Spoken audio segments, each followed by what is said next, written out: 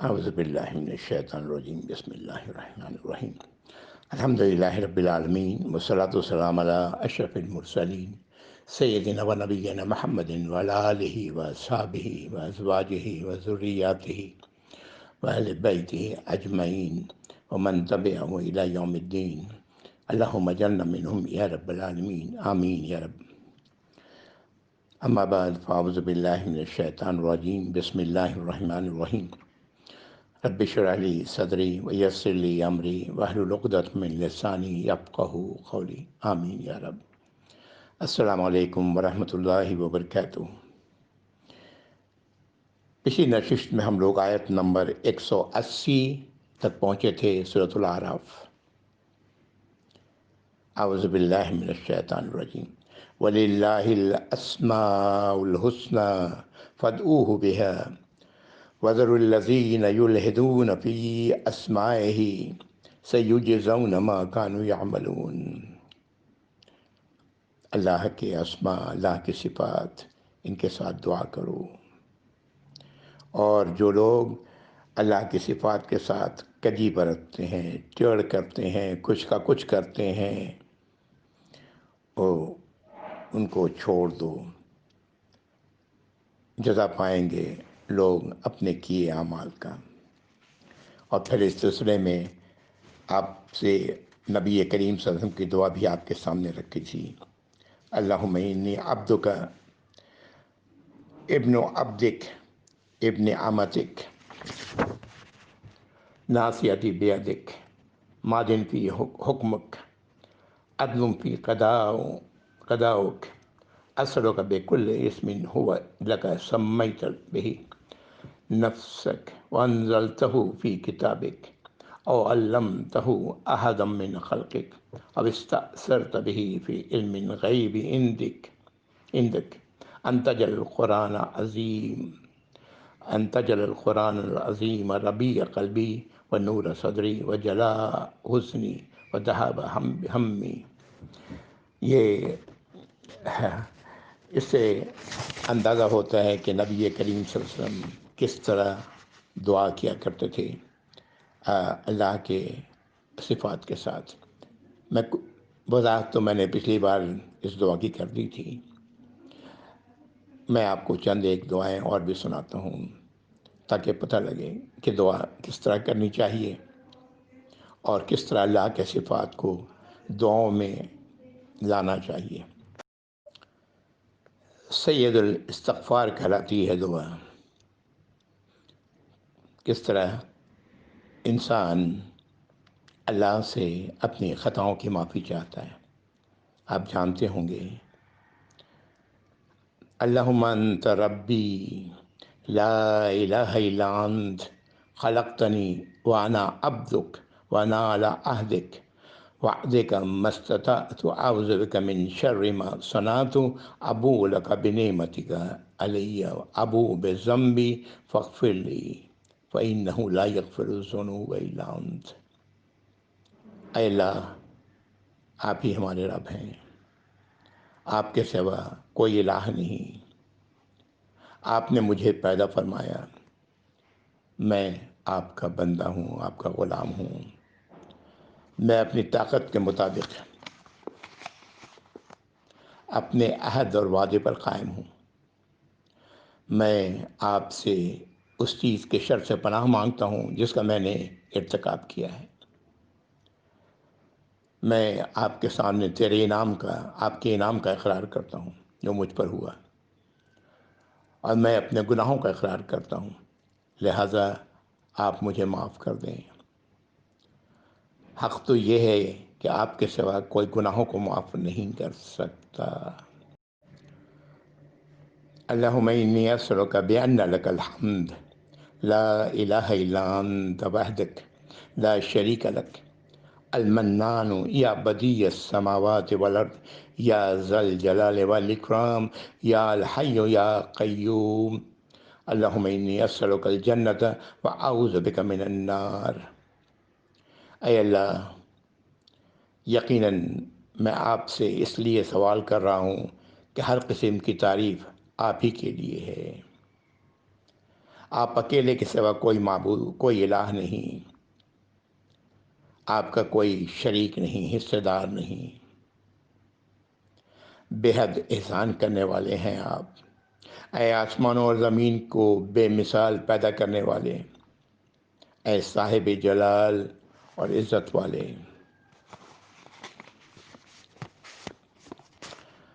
اے زندہ جاوید، ہمیشہ زندہ رہنے والے، اے ہمیشہ قائم و دائم رہنے والے، سب کو قائم رکھنے والے، اے اللہ، اے اللہ، بے شک میں آپ سے جنت کا سوال کرتا ہوں اور آگ سے آپ کی پناہ میں آتا ہوں۔ سجدہ تلاوت، قرآن میں جہاں سجدہ آتا ہے اس کے لیے سجدہ کرنے پر جو دعا آپ سے منقول ہے، سجد وجهي للذي خلقه وشق سمعه وبصره بحوله وقوته فتبارك الله احسن الخالقین۔ میرے چہرے نے اس ہستی کو سجدہ کیا جس نے اسے پیدا فرمایا ہے، اس نے اپنی طاقت اور قوت کے ذریعے اس چہرے میں کان اور آنکھ شق کر کے بنایا، یعنی چہرے کو سوراخ کر کے بنایا۔ بڑا ہی بابرکت ہے اللہ تعالیٰ جو بہترین خالق ہیں۔ یہ تمام مثالیں میں نے اس لیے دیں کہ دیکھیں دعا کس طرح کرنا چاہیے اور دعا میں کس طرح اللہ کی صفات کا ذکر ہوتا ہے جو آپ نے سکھایا صلی اللہ علیہ وآلہ وسلم۔ اور اسی کا نام ذکر بھی ہے، جس کو ذکر کہتے ہیں، اللہ کو یاد کرنا، اللہ کو کی صفات کے ساتھ اسے پکارنا، اسے دعا کرنا، یہی ذکر ہے۔ لوگوں نے ذکر کی پر طرح طرح کی شکلیں نکالی ہیں، اللہ اللہ کرتے رہتے ہیں بیٹھ کر کے، اور پتہ نہیں کیا کچھ ہے۔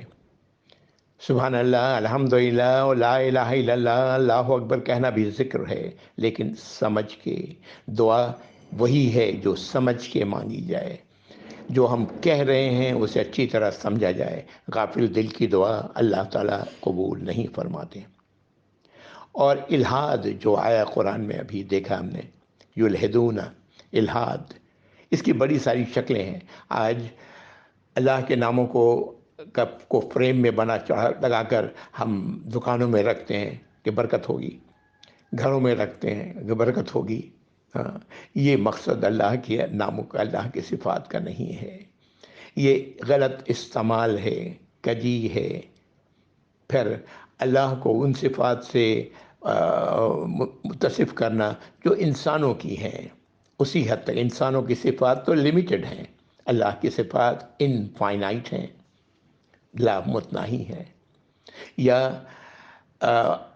انسانوں میں سے کسی کو اللہ کی صفات رکھنے والا تصور کرنا، یہ دونوں صورتیں شرک کی ہیں، یہ شرک کی یہی دو شکلیں ہوتی ہیں۔ اللہ تعالی ہم سب کو ہدایت عطا فرمائے۔ سورۃ الاعراف، آگے بڑھتے ہیں، آیت نمبر 181۔ اعوذ باللہ من الشیطان الرجیم۔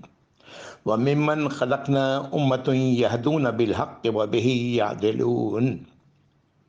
اللہ رب العزت فرما رہے ہیں کہ ہم نے ان لوگوں میں جن کو ہم نے تخلیق کی، جن کی، اس میں گروہ تھی ایسے، اور ہیں اور رہیں گے جو حق کے مطابق لوگوں کی رہنمائی فرمائیں گے اور حق کے ہی مطابق لوگوں کے درمیان فیصلہ فرمائیں گے، عدل کریں گے، انصاف کریں گے۔ یہ پہلے بھی ہوتا رہا، گو کہ یہ آیات بنی اسرائیل کے حوالے سے آ رہی ہیں، لیکن یہ ہمیشہ سے ایسا ہوتا رہا ہے اور ہمیشہ ایسا ہوتا رہے گا۔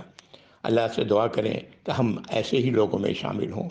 یہی وہ لوگ ہیں جو 1000 میں سے ایک ہیں جن کو اللہ رب العزت نے جنت کے لیے بنایا ہے۔ اعوذ باللہ من الشیطان الرجیم۔ اگلی آیت 182 اور 183۔ والذین کذبوا بآیاتنا سنستدرجهم من حیث لا یعلمون۔ اور وہ لوگ جنہوں نے ہماری آیات کو جھٹلایا، ہماری ہدایات کو جھٹلایا، ہماری نصیحتوں کو جھٹلایا، ہم ان کو بتدریج لے جائیں گے وہاں سے جہاں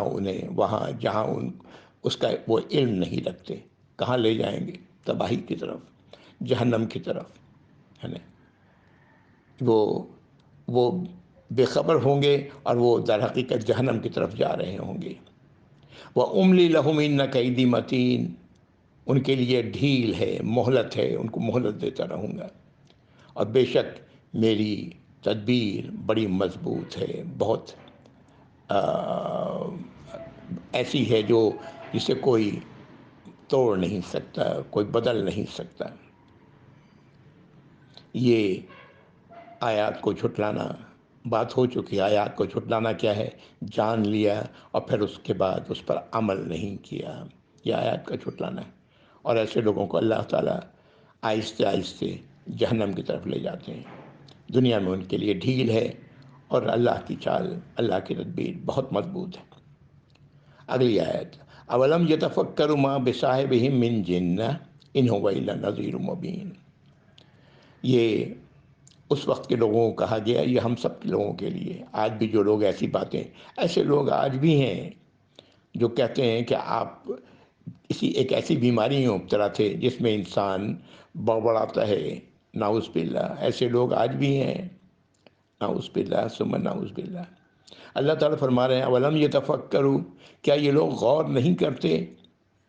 ما بصاحبہم من جنہ، کہ ان کے جو ساتھی ہیں ان پر کوئی جنون نہیں۔ ان ھو الا نذیر مبین، وہ نہیں ہے سوائے اس کے کہ کھلا واضح طور پر خبردار کر دینے والے۔ خبردار کس چیز سے؟ اس تباہی سے جس کی طرف انسان بڑھ رہا ہوتا ہے اللہ کی ہدایات اور نصیحتوں سے کہ روگردانی کر کے۔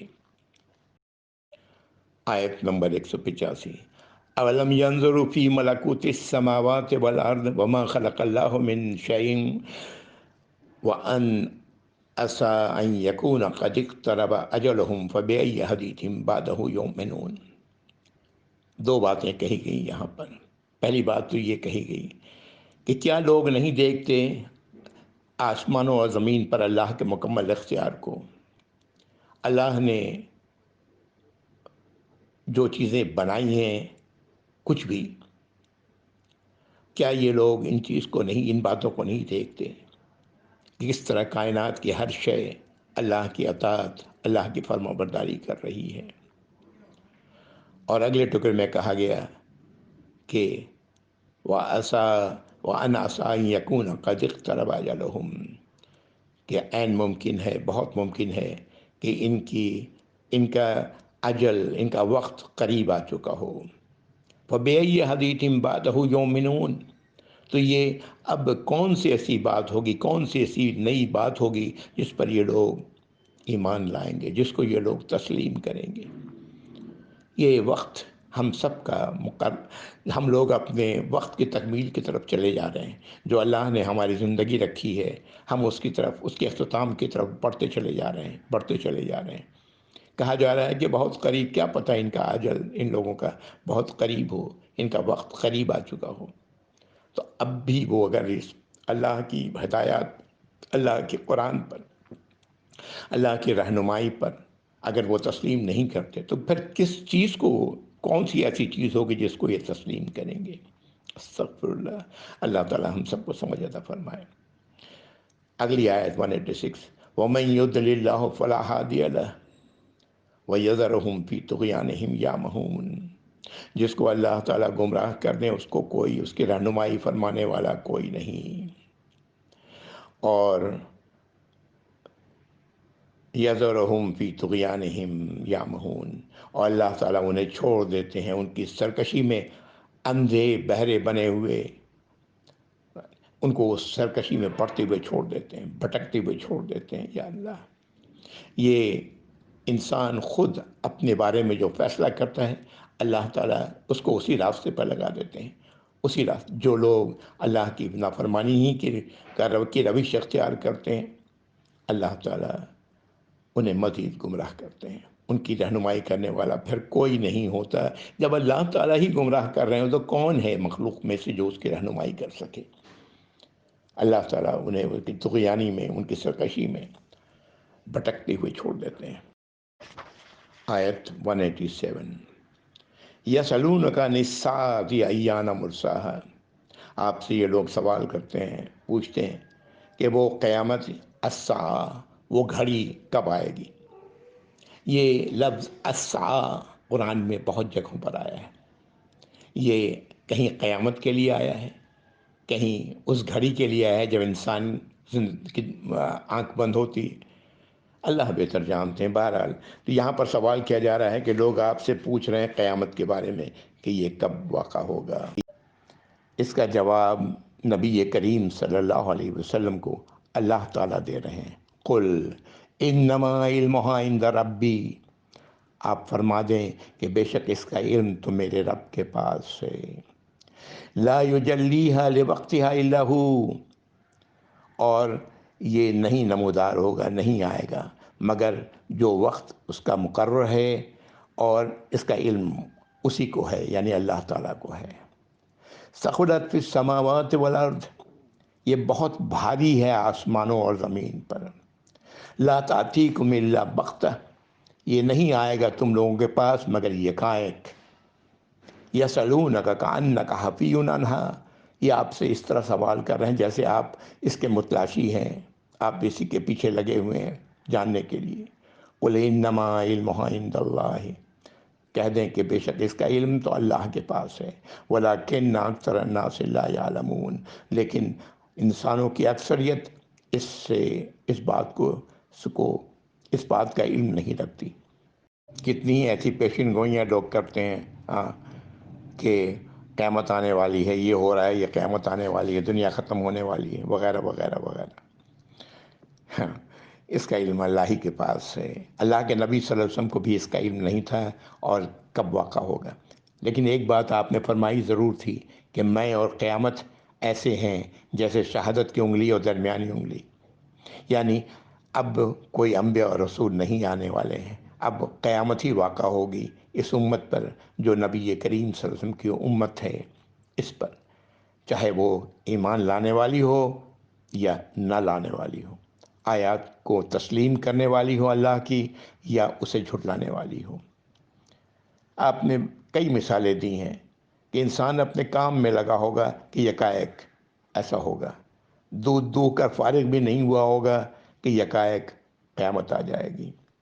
ये क़यामत, जैसा मैंने कहा, जिसकी मौत आ गई उसकी तो क़यामत आ गई, अल्लाह के नबी सल्लल्लाहु अलैहि वसल्लम फरमाया है। अब तो उसके लिए कोई चाराकार नहीं। अल्लाह ताला हम सबको इस बात की समझ अता फरमाए। आयत नंबर 188। सर्दी का मौसम है, कुछ सर्दी के असरात हैं। आवाज़ शायद मेरी इतनी साफ़ नहीं। बहरहाल अल्लाह ताला जो कुछ मैं कह रहा हूँ, जो कुछ आप सुन रहे हैं, आप तक पहुँचाएँ। अल्लाह रब्बुल इज़्ज़त उस पर अमल करने वाला बनाए। देखें आप नबी करीम सल्लल्लाहु अलैहि वसल्लम से अल्लाह ताला क्या कह रहे हैं कहने के लिए। गौर से सुने इस आयत को, 188। कुल ला अमलिकु लिनफ्सी नफ़अन वला दर्रा इल्ला माशा अल्लाह, आप फरमा दें कि मैं अपने आप के लिए कोई इख्तियार नहीं रखता है, न फ़ायदे का है न नुकसान का, सिवाय उसके जो अल्लाह चाहें। वलो कुन्तु आलमुल गैब लस्तक्तरतु मिनल खैर, और अगर मैं होता गैब का इल्म रखने वाला, अननोन का इल्म रखने वाला, तो मैं तो अपने लिए बहुत सारा खैर इकट्ठा कर लेता। खैर के मानी माल भी है, खैर के मानी भलाई भी है, वो तमाम चीज़ें जो इंसान के लिए भली हैं मैं बहुत सारी इकट्ठा कर लेता। वमा मस्सनी अस्सू, और ना मुझे कोई तकलीफ़ पहुँचती। इन अना इल्ला नज़ीर व बशीर लिक़ौमी युमिनून, मैं नहीं हूँ मगर सिर्फ एक ख़बरदार करने वाला और बशारत देने वाला उन लोगों के लिए जो इसे तस्लीम करें। ख़बरदार करना और जहन्नम से, और बशारत देना जन्नत की, लेकिन ये उन्हीं लोगों के लिए है जो इसे अल्लाह की आयत को कबूल करने वाले हैं, अल्लाह की हिदायत को कबूल करने वाले हैं, अल्लाह की नसीहतों को कबूल करने वाले हैं। किस तरह अल्लाह ताला ने कुरान में वाज़ा कर दिया है। और आज ہمارے اندر ایسے لوگ ہیں جو آپ کہتے ہیں کہ آپ عالم الغیب تھے، نبی کریم صلی اللہ علیہ وسلم۔ اللہ تعالی ہم سب کو ہدایت عطا فرمائے۔ اس سے زیادہ واضح بات اور کیا ہو سکتی ہے؟ آپ کے دانت شہید ہوئے غزوہ احد میں، اگر آپ جانتے تو پھر ایسا تو نہیں ہوتا۔ آپ کو پتھروں سے برسائے گئے آپ پر طائف میں، اگر آپ کے علم میں ہوتا تو ایسا تو نہیں ہوتا، آپ کو کوئی تکلیف تو نہیں پہنچتی۔ اللہ تعالیٰ ہمیں سمجھ عطا فرمائے۔ جو کچھ بھی آتا ہے وہ اللہ ہی کی طرف سے آتا ہے، اور مومن کے لیے اس میں سوائے خیر کے کچھ نہیں۔ ابھی ایک بڑی اچھی بات کسی نے کہی کہ مجھے تو بڑا فائدہ ہوا اس وبا کا جو آج کووڈ-19 کی شکل میں ہے۔ میں نے سوال کیا وہ کیا؟ کہنے لگے کہ کیا وہ نمازیں جو فرض نماز کے علاوہ گھر پہ پڑھی جائیں وہ افضل نہیں؟ میں نے کہا یقیناً آپ صلی اللہ علیہ وسلم نے فرمایا کہ فرض نمازوں کے علاوہ جو نماز گھر پہ پڑھی جائے افضل ہے۔ انہوں نے فرمایا کہ الحمدللہ میرا معمول بن گیا ہے کہ میں دوسری نمازیں جو فرض سے پہلے پڑھنے کی ہیں اور جو فرض کے بعد پڑھنے کی ہیں وہ گھر آ کے پڑھتا ہوں، اور فرض نماز مسجد میں ادا کرتا ہوں۔ سبحان اللہ! دیکھیں کس طرح اللہ رب العزت فائدہ پہنچاتے ہیں ایمان والوں کو۔ اب یہاں سے جو آیات آ رہی ہیں سورۃ الاعراف میں، یہ ساری شرک سے متعلق ہیں، اور دیکھیں انسان کس طرح شرک کا مرتکب ہوتا ہے۔ اللہ رب العزت نے ایک مثال دے کے یہاں بات سمجھائی ہے۔ ایک مثال تو نہیں ہے، آپ نے ایک حقیقت بیان کیا ہے اللہ تعالیٰ نے۔ اعوذ باللہ من الشیطان الرجیم۔ هو الذی خلقکم من نفس واحدہ، وہ اللہ جس نے تمہیں بنایا ہے ایک جان سے، آدم علیہ السلام۔ وجعل منها زوجها، اور اسی جان سے اللہ تعالیٰ نے اس کا جوڑا بنایا، لیسکنا الیہا، تاکہ وہ اب اس جوڑے کے ساتھ سکون حاصل کرے، ساتھ رہے۔ فلما تغشاها حملت حملا خفیفا فمرت به، اب یہاں سے بات آ رہی ہے۔ تو جب وہ یعنی مرد جب اس عورت کو ڈھانپ لیتا ہے تو وہ اٹھاتی ہے ایک بوجھ بہت ہی ہلکا، ایک حمل بہت ہی ہلکا، اور اس کے ساتھ وہ چلتی پھرتی ہے۔ فلما تغشاها حملت حملا خفیفا فمرت به، اس کے ساتھ چلتی پھرتی ہے، اسے کچھ پتہ نہیں لگتا اس وقت۔ فلما اثقلت دعوا اللہ ربہما لئن آتیتنا صالحا لنکونن من الشاکرین، اور جب وہ حمل بھاری ہوتا ہے، جب پتہ لگتا ہے کہ وہ حاملہ ہو گئی ہے، تو پھر دونوں میاں بیوی اپنے رب سے دعا کرتے ہیں کہ اے ہمارے رب، اگر آپ نے مجھے صالح اولاد دی، صالح سے مراد صحیح سالم، تو ہم آپ کے شکر گزار ہوں گے، بے شک ہم آپ کے شکر گزار ہوں گے۔ فلما اتاہما صالحا جعل له شرکاء فیما آتاہما فتعالی اللہ عما یشرکون، اور جب اللہ تعالیٰ انہیں دیتے ہیں صحیح سالم اولاد تو وہ اس اولاد کے لیے ملنے پر وہ شریک بنانا شروع کر دیتے ہیں اس میں جو ہم نے ان دونوں کو دیا۔ تو بہت ہی بلند و بالا ہیں اللہ ان باتوں سے، ان جو وہ شریک ٹھہرا رہے ہوتے ہیں، ان باتوں سے اللہ کی ذات بہت ہی بلند و بالا ہے۔ دیکھیں یہ اکثر ہوتا ہے یہ چیزیں، ہاں۔ اور اس کے بعد پھر ہم ایسی حالت میں اکثر لوگ کہتے ہیں کہ فلاں دربار پہ گئے تو وہ انہوں نے دیا، داتا دربار پہ گئے تو داتا نے یہ ہمیں دیا۔ ہاں، پتہ نہیں کتنے دربار ہیں۔ وہ ایک دربار بیگم کا بھی دربار یہاں پر ہے پاکستان میں، بیگمات کا دربار، وہاں جا کے لوگ اولاد مانگتے ہیں۔ تو وہ پھر اس کے بعد اللہ کا شکر ادا کرنے کے بجائے وہ جو ہے یہ اس طرح کہتے ہیں ہاں دیا تو اللہ ہی نے ہے، لیکن وہاں میں نے دعا کی تھی اس لیے مجھے ملا۔ نعوذ باللہ! یہ کیا کر رہے ہیں؟ وہ اللہ کے ساتھ شریک ٹھہرا رہے ہیں ان لوگوں کے ساتھ جو مردہ ہیں۔ وہ دربار پتہ نہیں کس کا ہے کس کا نہیں ہے، کہاں ہے، زندہ مردہ، اور پھر یہ اللہ تعالیٰ فرما رہے ہیں کہ پھر وہ شریک ٹھہرانا شروع کر دیتے ہیں اللہ کا۔ اللہ تعالیٰ بہت ہی بلند و بالا ہیں ان شرک سے جو وہ یہ کر رہے ہیں۔ آیت نمبر 191 سے اب ایک طویل سلسلہ ہے، کئی آیات ہیں، شاید آج مکمل نہ کر سکوں، جہاں تک چند آیات میں پڑھ کے رک جاؤں گا۔ آیت نمبر 191، ایشرکون ما لا یخلق شیئا وہم یخلقون، کیا وہ لوگ شریک ٹھہراتے ہیں اسے جس نے کوئی تخلیق کچھ بھی کی نہیں کی ہے، اور بلکہ وہ خود تخلیق کیے گئے ہیں، وہ خود بنائے گئے ہیں۔ کس نے بنایا؟ اللہ نے۔ اور انہوں نے کوئی ایسی شے، اللہ کی تخلیق جیسی شے کوئی ایسی شے نہیں بنائی۔ آیت نمبر 192، وَلَا يَسْتَطِيعُونَ لَهُمْ ضَرًّا وَلَا أَنفُسَهُمْ يَنصُرُونَ، ان کے پاس کوئی استطاعت نہیں ہے جن کو وہ شریک ٹھہرا رہے ہیں نہ مدد کرنے کی، نہ وہ اپنے آپ کی ہی کوئی مدد کر سکتے ہیں۔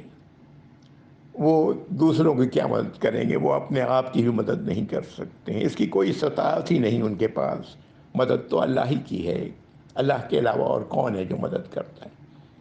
ہم ظاہری میں جو دیکھتے ہیں کوئی انسان کسی دوسرے انسان کی مدد کرتا ہے، یہ بھی اللہ ہی کے اذن سے ہوتا ہے، اس کے پیچھے بھی اللہ ہی کا ہاتھ ہوتا ہے۔ ٹھیک ہے، اس انسان کا ہم شکریہ ادا کرتے ہیں، لیکن ہم یہ بات جانتے ہیں کہ یہ اللہ ہی نے اس کو توفیق دی کہ اس نے میری مدد فرمائی۔ اگلی آیت، وَإِن تَدْعُوهُمْ إِلَى الْهُدَىٰ لَا يَتَّبِعُوكُمْ، کہ اگر انہیں تم پکارو ہدایت کی طرف تو یہ نہیں، اس کی پیروی نہیں کریں گے۔ نبی کریم صلی اللہ علیہ وسلم کی طرف اشارہ ہے کہ اگر آپ انہیں پکاریں ہدایت کی طرف تو یہ کوئی آپ کی ہدایت نہیں کریں گے۔ کون؟ ایسے لوگ، سواء علیکم ادعوتموہم ام انتم صامتون، ان کے لیے برابر ہے کہ آپ انہیں بلائیں، ان لوگوں کو آپ بلائیں یا تم ان کے لیے آپ خاموش رہیں، برابر ہے ان کے لیے۔ یہ دونوں ہی کی طرف بات کی جا رہی ہے، ایسے لوگوں کی طرف بھی اور ایسے ان کی طرف بھی، جن کو لوگ اللہ کا شریک ٹھہراتے ہیں۔ میں یہاں پر آیت نمبر 193 پر رک جاتا ہوں، وقت بچانا ہے۔ اللہ رب العزت سے دعا ہے کہ اللہ رب العزت ہمیں قرآنی ہدایات پر، قرآنی رہنمائی پر عمل کرنے کی توفیق عطا فرمائے، ان کو دل سے تسلیم کرنے کی توفیق عطا فرمائے۔ اور یہ تبھی ہوگا جب ہم خود چاہیں گے، اگر اندر طلب نہیں ہے تو نہیں ہوگا۔ اللہ تعالیٰ یہ طلب ہمارے اندر پیدا کر دیں یا رب العالمین۔ وآخر دعوانا الحمدللہ رب العالمین، وصلی اللہ علی محمد وعلی آلہ واصحابہ وازواجہ وذریاتہ واہل بیتہ اجمعین ومن تبعهم الی یوم الدین۔ اللہم اجعلنا منہم یا رب العالمین۔ السلام علیکم ورحمۃ اللہ وبرکاتہ۔ جزاکم اللہ خیر۔